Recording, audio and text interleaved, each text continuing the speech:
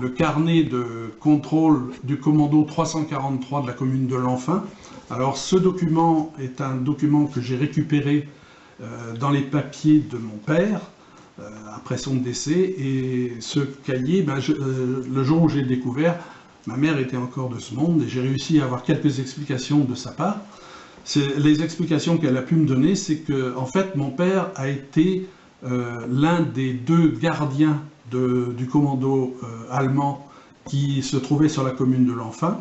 Ils étaient une trentaine à peu près d'hommes qui étaient détachés de Lamballe, puisque le lieu auquel ils étaient rattachés dépendait de Lamballe, et cette trentaine d'hommes avaient été envoyés sur la commune de Lenfin pour effectuer des travaux de réalisation, de mise en conformité d'un chemin vicinal, d'un chemin d'exploitation pour les fermes, qui a été transformé en voie. Alors à l'époque, bien sûr, c'était pas goudronné, c'était une route empierrée, ce qui explique, mais on en reparlera certainement plus loin, le lieu où on se trouve pour faire ce petit reportage, tout simplement, c'est le lieu où il venait retirer les cailloux qu'il transportait pour améliorer cette route qui monte vers le bourg de Lenfin. Voilà. C'était en fait un cahier de pointage des présents, donc on a la liste des prisonniers allemands qui figure ici, on le voit là sur cette page-là, donc vous avez la liste des différents prisonniers qui est là. On a des éléments sur leur date de naissance, leur lieu de naissance, leur résidence, et derrière vous avez les feuillets où on pointait en fait leur présence, et c'est ce document que mon père devait servir journellement, je pense, à l'époque. C'était un cahier d'écolier, d'ailleurs on voit très bien, 100 pages cahier. La notation qui a été faite en haut, c'est contrôle du commando 343 de Lenfin. En fait, mon père, c'était Yves Lenouvel. Il est né le 5 septembre 1905 à Lenfin. Et en fait, il habitait sur Lenfin à l'époque. Il était sans emploi, il était au chômage. Et alors, comment il avait été embauché, je ne saurais pas le dire. Je pense que c'est au niveau de la mairie que qu'il avait dû être désigné, on avait dû le solliciter, et c'est comme ça qu'il est désigné comme gardien, avec une autre personne qu'on a ici, un dénommé Gauthier, j'ai entendu ma mère en parler aussi, mais le nom figure, Gauthier Jean-François. Ouais, moi j'ai Jean, mais né le 20 octobre 1902 à Lenfin, et qui était célibataire, résident à Lenfin dans le bourg aussi. Donc voilà les deux personnes au moins connues qui avaient en charge de garder ces prisonniers et pointer leur présence, quoi. Côtoyer tous les jours. Pour preuve, il avait une clé, il allait leur fermer le lieu où ils étaient en résidence le soir, il fermait à clé. Et le lendemain matin, au moment de partir au travail, il allait leur ouvrir et tout le monde partait avec lui en groupe. Le lieu où ils étaient mis à passer la nuit, enfin l'habitation qui leur était mise à disposition, et là mon père ou l'autre personne qui était chargée de les garder avait pour mission d'aller fermer à clé le soir après qu'ils aient été nourris et tout, de façon à les mettre un peu en sécurité. Normalement ils devaient rester dans ce logement. Alors ces logements, il y en a 2 a priori.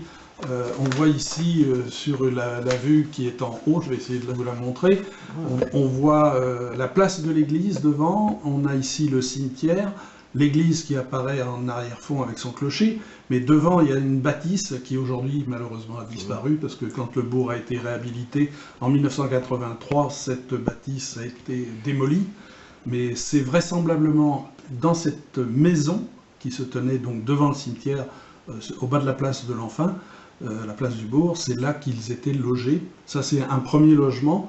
Et sur une autre carte postale que j'ai là par là, il y a aussi apparemment une deuxième maison, une habitation qui existe encore, qui a été réhabilitée ces dernières années là. C'est une maison ici, quand on descend la rue du bourg en venant de Quintin, qui se trouve donc sur la droite, c'est une maison qui a un balcon. Alors on ne le voit pas très bien sur cette petite carte postale, mais on va aller, par contre, nous, la voir sur le terrain. Sur le terrain. Et on fera peut-être des photos. Donc voilà ce que je peux expliquer par rapport à ça. Alors pour l'anecdote, on va faire peut-être quand même cette anecdote-là. Mon père avait quand même quelquefois la surprise en arrivant le matin de trouver la porte ouverte. Tout simplement, certains des prisonniers avaient fait la belle pendant la nuit, pour diverses raisons, mais on peut penser qu'ils n'avaient pas suffisamment à manger, ou peut-être avaient-ils des belles à voir par là. Voilà les raisons qui étaient souvent à l'origine de leurs absences. Voilà. Ces prisonniers, ils étaient relativement jeunes alors? Pour la plupart, enfin, on a les moyennes d'âge, hein, c'était essentiellement des gens qui étaient nés dans les années 8-9 jusqu'à 1925 pour le plus jeune. Ouais. D'accord. On voit, puisque ça c'est dans les années 46, ils avaient quand même, celui de 25 n'avait que 21 ans, donc ça se comprend, quoi, qu'ils aient envie de vivre un peu leur vie d'homme. Et à ma connaissance, il n'y a pas eu d'altercation. Bon, ils devaient faire preuve d'autorité puis imposer certaines règles, mais des conflits, j'en ai jamais entendu parler. Donc, et même après le décès de mon père, ma mère ne m'a pas évoqué de tension particulière. C'était tout à fait des relations d'homme à homme normales. Je pense qu'ils avaient un fusil. Un fusil pour deux? Oui, ça devait être... Ou un fusil chacun? Je sais pas trop, pas précisément, mais je pense qu'ils étaient quand même armés. Mais ils n'ont pas eu à utiliser l'arme. Non. Heureusement. Heureusement, oui. Et pas d'évasion véritable non plus? Non, pas d'évasion. Quand certains se faisaient la belle la nuit, au petit matin, ils les retrouvaient? Ils les retrouvaient et ils retournaient travailler avec eux. Quand il y a eu peut-être un cas ou deux qui ont été plus difficiles, mais le moyen de régler, c'était de faire appel à Lamballe, et Lamballe se chargeait de venir les récupérer, et ils retournaient sur le camp de Lamballe. Mais à ma connaissance, ça n'a pas dû arriver très souvent. Mais rappelons quand même que la période est brève aussi, c'est une période de 3 mois. Question sur leur alimentation, je pense pour ma part qu'ils avaient certains d'entre eux qui devaient être désignés pour assumer la cantine du contingent, quoi. Et donc ils devaient avoir vraisemblablement des dispositions communales pour leur permettre d'avoir peut-être des quantités de viande ou de poisson, mais je ne sais pas précisément ce qu'il en était. Par ailleurs, on remarque une chose aussi sur ce cahier dont on parlait là tout à l'heure. On trouve toute la liste des prisonniers et on voit à côté que sur le mois d'avril, par exemple, on leur faisait des attributions assez particulières. Je vais en prendre quelques-unes. Sur la première ligne là, concernant un monsieur Tedjen, on voit une délivrance de fils noirs et blancs, 2 aiguilles à coudre, un peigne, du cirage. Pour le suivant, c'est une lame de rasoir, 2 brosses à dents, du dentifrice. On voit aussi des choses un peu particulières. Là, sur l'un d'entre eux, c'est un peigne et puis du vin rouge. C'est assez curieux, là, mais c'était vraisemblablement le matériel qui leur était donné. Un autre, du dentifrice, un crayon et un blaireau, donc nécessité sans doute de se raser. Hein, donc. Les lames de rasoir sont assez fréquentes pour tout le monde, le dentifrice aussi. Là, on voit une chose aussi particulière, c'est un onglier concernant un prisonnier, là, toujours.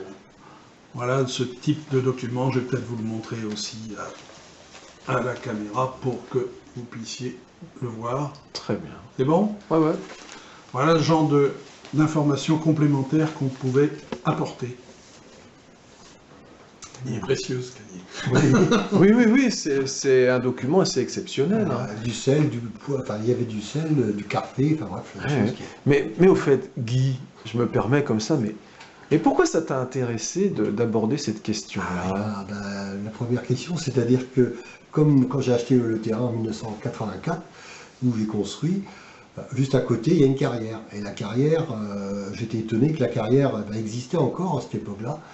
Et ils m'ont dit, les voisins, les anciens m'ont dit, voilà, cette carrière-là a été ouverte par les Allemands, par les prisonniers allemands. Et donc, en fin 45 et 46, donc ils sont venus casser des cailloux avec la brouette et ils sont venus ouvrir donc cette route-là de Caressien à direction le bourg de l'Enfin. C'était pour relier plus directement Quintin à l'Enfin. Voilà. C'est pour ça que je me suis intéressé à ces prisonniers-là. Et puis, par hasard, on s'est rencontrés. Puis voilà, il m'a dit voilà, j'avais des documents, mais mon père avait le contrôle de la commando de l'Enfin, 343. Bah, du coup, je me suis intéressé à ça.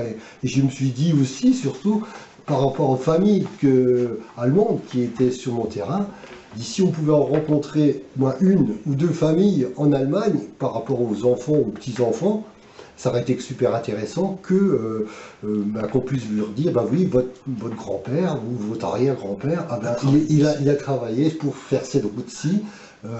En tout, moi je trouve que c'était formidable. C'est pour ça que je me suis mis à faire des recherches là-dessus. Moi, j'ai jamais entendu mes parents critiquer cette période-là, en parler avec animosité, en disant « oh, mais c'était ceci, c'était cela ». Il y a eu, à ma connaissance, il n'y a rien eu de particulier contre ces prisonniers. Je suis né ici, là, tout près, là, donc il n'y a pas eu de problème. Bon, il y a juste une période que ma mère moi-même disait que...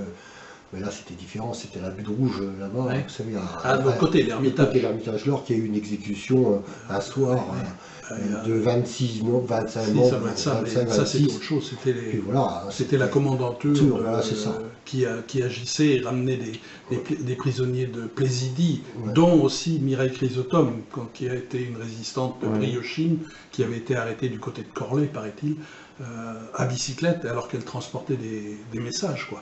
Et ces gens-là ont été fusillés là-bas, mais ça c'est sur la butte rouge, c'est sur la commune de l'Ermitage d'Orge, à Lorge exactement. Parce que ma mère, moi, elle m'a toujours dit, même jusqu'à la fin, elle m'a dit, je lui demandais, parce que bon, elle est décédée l'année dernière, mais elle avait 93 ans, je lui demandais quelle est sa...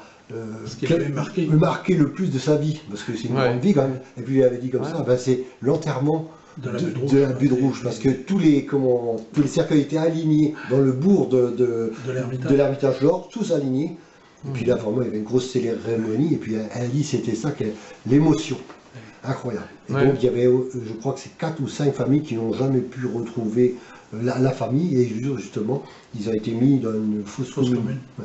Voilà. Et donc, malgré la violence du drame qui a été vécue par rapport à cette exécution de résistants, il n'empêche qu'après coup, une fois la guerre terminée, quand ces prisonniers de guerre sont arrivés par rapport aux l'Enfin, prisonniers, ça n'a pas amené d'animosité, parce qu'avec eux, ça s'est, à ma connaissance, bien passé, il n'y a pas eu de tension particulière. Puisqu'ils jouaient quand même avec les enfants. Ouais. Donc quand tu joues avec les enfants, parce qu'eux avaient des enfants aussi. Ils étaient proches de la population. C'est ça. Et ils ne cherchaient pas à faire querelle à qui que ce soit. C'était là juste pour travailler par rapport à la commune. Puis voilà.